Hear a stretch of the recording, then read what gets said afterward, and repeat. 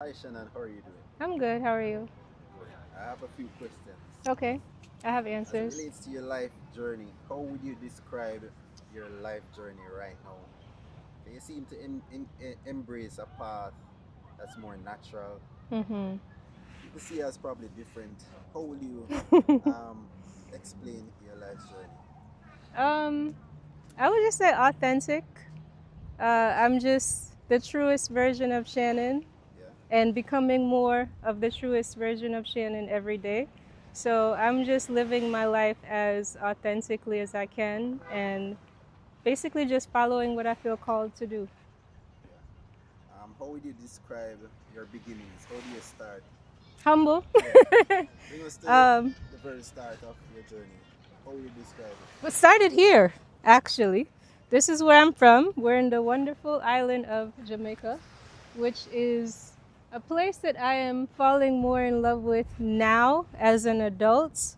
Um, or I guess maybe I should say a different love, because when I was a child, it was just all about like family. And it still is, but now it's more about like adventure too and discovering Jamaica as Jamaica. So when I was younger, so I was born here, but we left when I was 4 years old.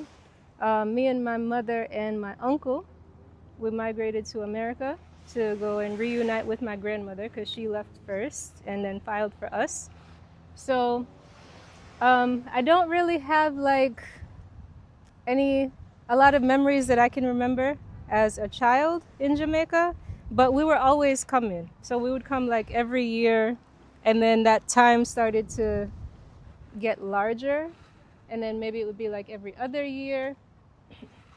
Um, and then I started traveling extensively the past, well, I guess when I turned 30, so like the past 12 years, um, by myself. Because I've always been a traveler, but before we were traveling with my family, and then when I got older, it was you're traveling with friends. And then once I graduated from college, um, I have like two girls who from high school who are like my travel buddies. So I was traveling with them and other people too. But then when I, at 30, I think was when I stopped working full time, and then I left to go and live in Spain and teach English there.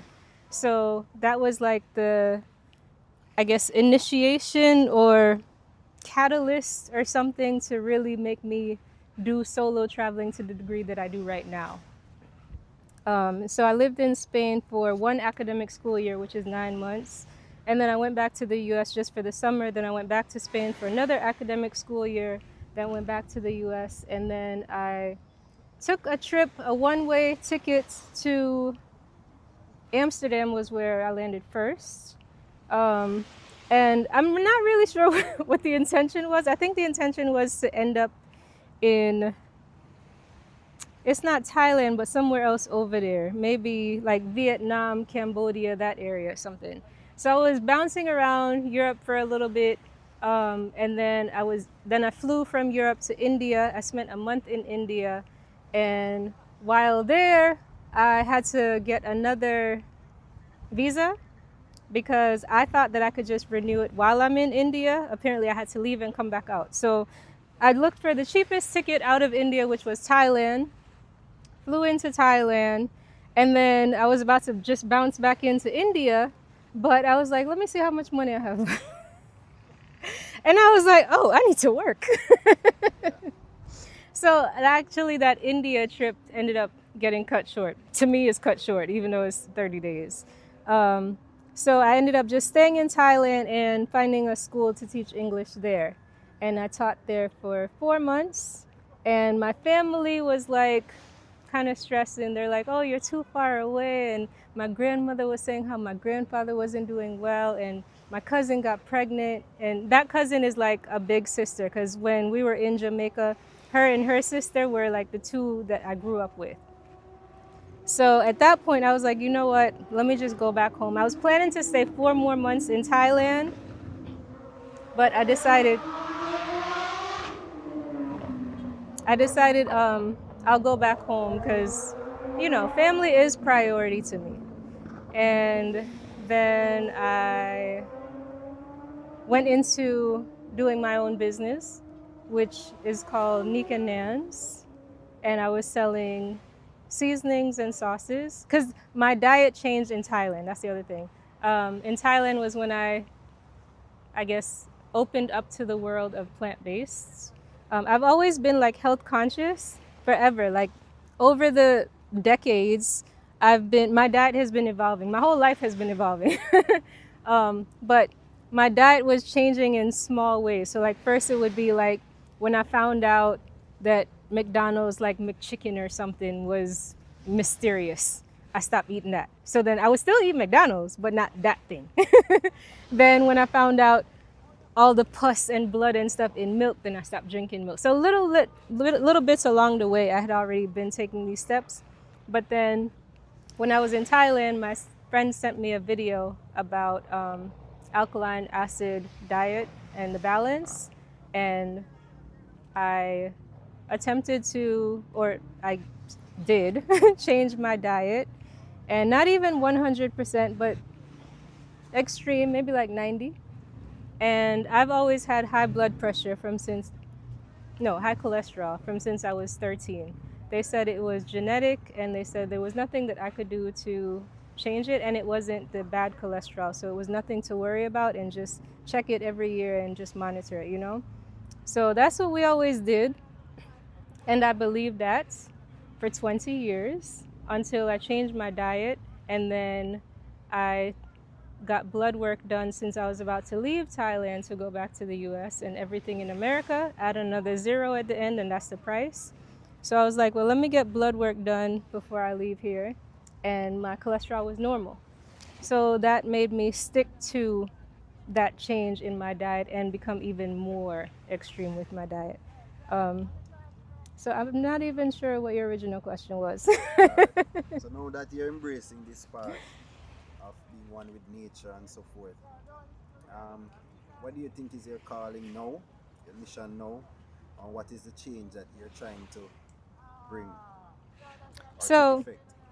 I think my calling now is the same as my calling from when I was 3. When I was a child, I always wanted to be a doctor, not for the sake of prestige or the money. My goal was I wanted to help people. I didn't want people to be sick. And I wanted to go to Africa and open a clinic there so that I can offer free healthcare to people who can't afford it. And now I realize that I've actually done that. It's just not the way that I was thinking that I was going to do it, and not the way that everyone expected it to be done. So now that I've changed my lifestyle and my diet and follow a more holistic approach to living, I feel like I have become a doctor. It's just not a doctor of Western medicine. I'm a doctor of the land. That's another thing too. I've always been very conscious of nature. When I was 11 years old, I think, 5th grade, I found a note that I wrote in 5th grade back when I was I don't know, maybe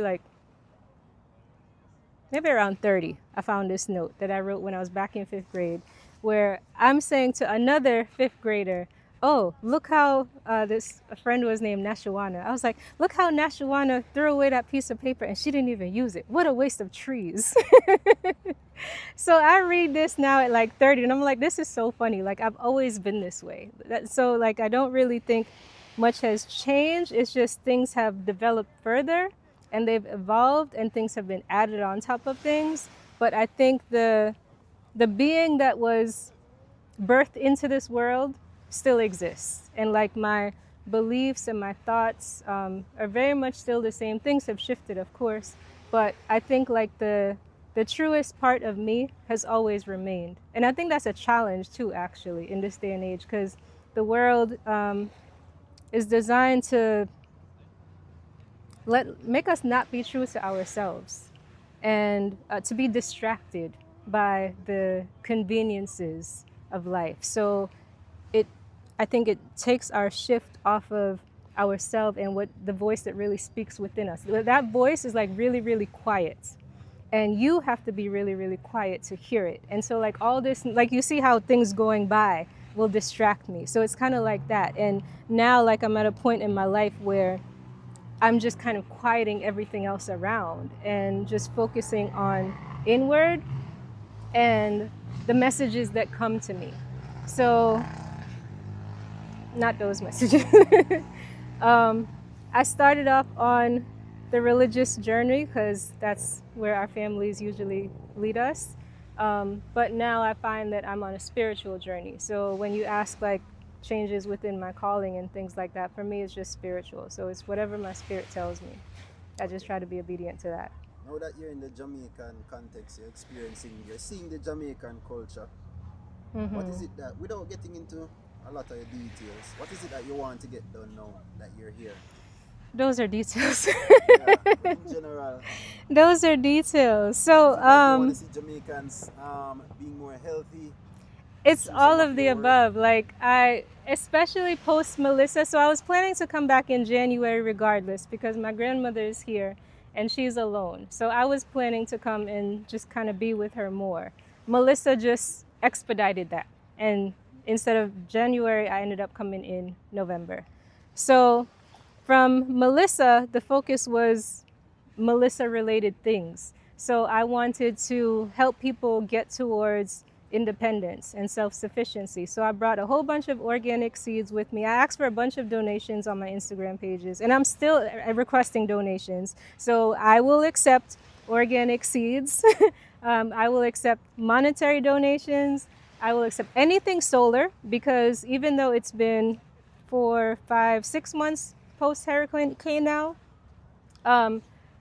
whole communities still don't have water and lights in St. Elizabeth. So anything solar is welcome. Anything that assists in living daily that you yourself can think of are the things that we would want. We don't really need clothes and shoes, those things, but everything else. So that was initially my focus in coming back to Jamaica in November, like try to help people to plant more food themselves, so that when we have this food crisis that we're currently having right now, where prices are ridiculous, and the little that we do have, it's not what we're used to in the market. And then try to implement helping people get rainwater systems in place, and just trying to find ulterior motives to have to depend on other systems to supply you with the basic needs of life. So that was originally my focus for Jamaica, and it still is. It's just, it's growing more and more the more I'm here, because I see more. So as I see more need, and my mind is always it's always creating solutions to the problem. So once I see a problem, my mind is already telling me what the solution is. So it's a lot of details. I'm trying right now, like the vision is to focus on one community, and if that community can, I guess, get to a level of self-sufficiency and kind of be like the role model for other communities to follow, that's what I'd like to do. Okay. And in this space, on YouTube and social media in general, would you say that you want to build a community? What do you say to the persons watching this video and your intentions here in this space? Keep watching. Encourage them to subscribe. Yeah, you can subscribe and follow me, but keep watching.